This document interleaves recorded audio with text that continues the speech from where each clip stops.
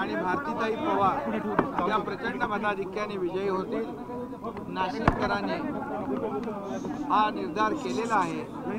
आणि म्हणून आज आपण पाहिलं की महायुतीचे सर्व पदाधिकारी, महायुतीचे सर्व नेते आणि कार्यकर्ते मोठ्या संख्येने आज रॅलीमध्ये सहभागी झाले होते, कडक उन्हाळा असताना देखील।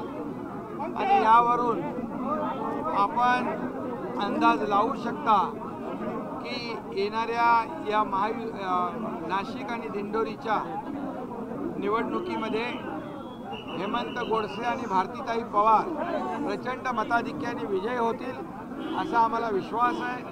कारण गेले 10 वर्षामध्ये मोदी साहेबांनी केलेलं काम जे 50-60 वर्ष काँग्रेसला करता आलं नाही ते मोदी साहेबांनी 10 वर्षात केलं। या देशाला विकासाकडे नेण्याचं काम केलं आणि आपल्या राज्यात देखील महायुतीने 2 वर्षामध्ये केलेलं काम, केलेला विकास, घेतलेले निर्णय, सर्वसामान्यांसाठी सुरू केलेल्या योजना याची पोचपावती या निवडणुकीमध्ये नाशिककर आणि दिंडोरीकर देतील असा विश्वास। साहेब, उमेदवारी जाहीर करायला जो उशीर झाला होता त्याच्यामुळे कुठेतरी अडचण येईल असं वाटतंय का? काय नेमकं प्लॅनिंग आहे आता हे एवढे लोक कामाला लागलेले आहेत। आमच्याकडे निवडणुका डोळ्यासमोर ठेवून आम्ही महायुती काम करत नाही। निवडणुका आल्या मग तयारी करायचं, आमचं 24 तास काम चालू असतं। आणि म्हणून महायुतीचे सर्व कार्यकर्ते फक्त निवडणुकीपुरतं काम करत नाहीत किंवा घरी बसून काम करत नाहीत, फेसबुक लाईव्ह करत नाहीत। त्यामुळे आमचं काम 24 तास चालू असतं। त्यामुळे आमचे कार्यकर्ते 24 तास काम करणारे, लोकांच्या मदतीला धावून जाणारे, फक्त निवडणुका डोळ्यासमोर ठेवून काम न करणारे, निवडणुका असू द्या नसू द्या सतत काम करणारे आमचे महायुतीचे कार्यकर्ते आहेत। त्यामुळे विजय आमचा पक्का आहे आणि आज त्यांनी मोठ्या प्रमाणावर रॅलीमध्ये सहभागी होऊन पाठिंबा दर्शवला।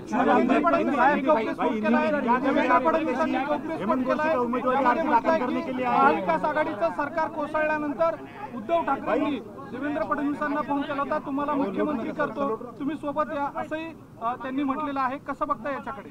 याच्यामध्ये सत्यता आहे, वस्तुस्थिती आहे। कारण शेवटी जेव्हा आम्ही बाहेर गेलो त्यावेळेस त्यांनी हे प्रयत्न केले, मलाही प्रयत्न केले की तुम्हाला आम्ही मुख्यमंत्री बनवतो, तुम्ही पुन्हा या। परंतु मी मुख्यमंत्री बनण्यासाठी हे निर्णय घेतला नव्हता। जेव्हा विचारांची फारकत होते, बाळासाहेबांचे विचार जेव्हा त्याला मूठमाती दिली जाते त्यावेळी वैचारिक भूमिका घेऊन आम्ही गेलो।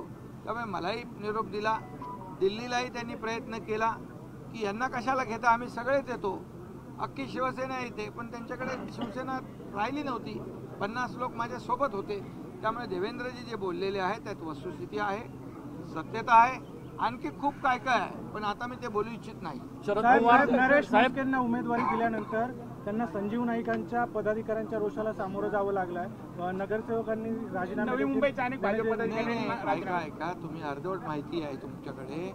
आता नरेश मस्के, प्रताप सरनाईक आणि आमचे लोक नाईक साहेबांना भेटले, संजीव नाईकना भेटले, त्यांच्याशी चर्चा झालेली आहे आणि त्यामुळे महायुतीचं काम हे सर्व लोक करतील। शेवटी महायुती आम्ही करतो कोणासाठी? या देशाच्या विकासासाठी। ही निवडणूक काय एका मतदारसंघाची नाही आहे, ही निवडणूक मोदीजींना पुन्हा प्रधानमंत्री बनवण्यासाठी आहे, या देशाला महासत्ता बनवण्यासाठी आहे। त्यामुळे हे शेवटी प्रत्येकाचा इच्छुक असतोच, इच्छा असते, परंतु एकदा पक्षाने आणि महायुतीने निर्णय घेतल्यानंतर पदाधिकारी आणि आमचे कार्यकर्ते काम करतात, हे आजवरचा आमचा अनुभव। महायुतीची रॅली ज्यावेळेस ठाकरे गटाच्या कार्यालयासमोरून येत होती त्यावेळेस त्या ठिकाणी मशाल पेटवून डिवचण्याचा प्रयत्न करण्यात आलेला आहे। अरे त्यांच्याकडे काय काम राहिलंय का डिवचायच्या शिवाय? शिव्या शाप आणि डिवचणे एवढंच काम आहे, टोमण्याशिवाय काम आहे का काय? अरे ते आम्ही काम करतोय, आम्ही काम करणारे लोक आहेत, आम्ही त्यांच्या टोमण्या बिमण्यावर लक्ष देत नाही। तुम्हाला एकच सांगतो, त्यांना आता काम उरलेलं नाही, आता या निवडणुकीनंतर तर काहीच उरणार नाही। त्यामुळे त्यांचं टोमणे आणि हे सगळ्या डिवचणे याच्यातच त्यांचं आयुष्य गेलं। ते अजून सरकार बदलले, सत्ता बदलले, हे देखील ते अजून म्हणजे त्यांचं अजून ते हजम होत नाही, मानायला तयार नाही, त्यांच्या पचनी पडत नाही। त्यामुळे त्याला काय करणार आम्ही? शरद पवार साहेब असं म्हटले, साहेब शरद पवार असं म्हटले निमित्तानं तुम्हाला मिळणार आहे जे आतापर्यंत विरोधात होते ते आता तुमच्या सोबत आहे. नाशिकची निवडणूक किती सोपी वाटते? दिंडोरीची अरे निवडणूक किती बाबा, सोपी वाटते? कोणी विरोधात असं तुम्ही म्हणू नका. आम्ही मंत्रिमंडळातले माझे ते सहकारी आहेत आणि जोपर्यंत तिकीट वाटप होत नाही तोपर्यंत इच्छा असते कार्यकर्त्यांची इच्छा असते, भावना असते. परंतु एकदा महायुतीने निर्णय घेतल्यानंतर आम्ही एक आहोत, एक दिलाने काम करणार. आमच्याकडे एका मतदारसंघात 2-2 उमेदवार महाविकास आघाडीसारखे उभे राहणार नाही. गळ्यात गळे आणि तंगड्यात तंगड्या घालून ते पडणार आहेत.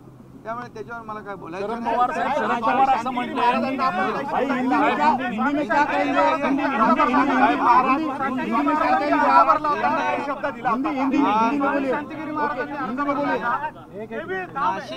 नासिक और दिंडोरी, नासिक में हेमंत गोडसे, दिंडोरी से भारतीताई पवार, ये 2 हमारे महायुति के कैंडिडेट हैं. उनकी आज नामांकन दाखिल हुआ है.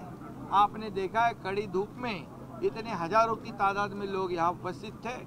हमारे महायुति के सब नेता इसमें उपस्थित हैं और पूरा विश्वास है हमें ये दोनों सीट हम जीतेंगे, क्योंकि 10 साल मोदी जी ने जो काम किया इस देश में, इस देश को आगे बढ़ाने के लिए काम किया है, देश के विकास के लिए काम किया है. और हमारी 2 साल की सरकार ने, हमारे साथ अभी भुजबल साहब भी है, और हमारी जो महायुति सरकार ने जो इधर गिरीश महाजन है, दादा भूसे हमारे मंत्री, और इसमें ये भी है हमारे अपने जिरवल साहब है.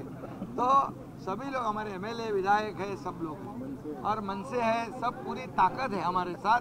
आज शिवसेना है, बीजेपी है, राष्ट्रवादी है, और मनसे है, आरपीआई है, कवाड़े गठ है, रासपा है, कितने लोग बताऊं.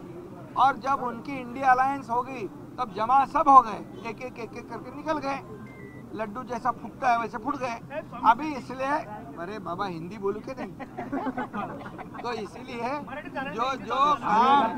जो 2 साल में हमारी सरकार ने, महायुति सरकार ने जो काम किया है, उस काम का ये चुनाव में नतीजा दिखाई पड़ेगा. लोग भारी मतों से हमारे दोनों कैंडिडेट को विजयी बनाएंगे. और ये नासिक जो है और दिंडोरी, ये महायुति का गढ़ है, ये महायुति का किला है. ये बिल्कुल बहुत रिकॉर्ड ब्रेक से जीतेंगे. जातियों का विरोध है मतदान के लिए, क्या उनके लिए आप क्या करेंगे? देखिए, हमारे सरकार ने सभी समाज को साथ लेकर जाने का निर्णय लिया और सभी समाज को लेकर हम लोग आगे जा रहे हैं. मोदी जी ने अपने खुद के भाषण में स्पष्ट किया है कि अभी ये सरकार जो है सभी जाति पाति के लिए, उनके प्रगति के लिए, उन्नति के लिए काम कर रहा है. महाविकास आघाड़ी और कांग्रेस ने सिर्फ वोट बैंक के लिए, वोट बैंक करके उनको इस्तेमाल किया है, वोट बैंक के रूप में इस्तेमाल किया है. लेकिन इनको सभी जाति को, गरीब को मेन स्ट्रीम में लाने का काम हमारे आदरणीय प्रधानमंत्री जी कर रहे हैं. इसलिए सब लोग हमारे साथ हैं. शरद पवार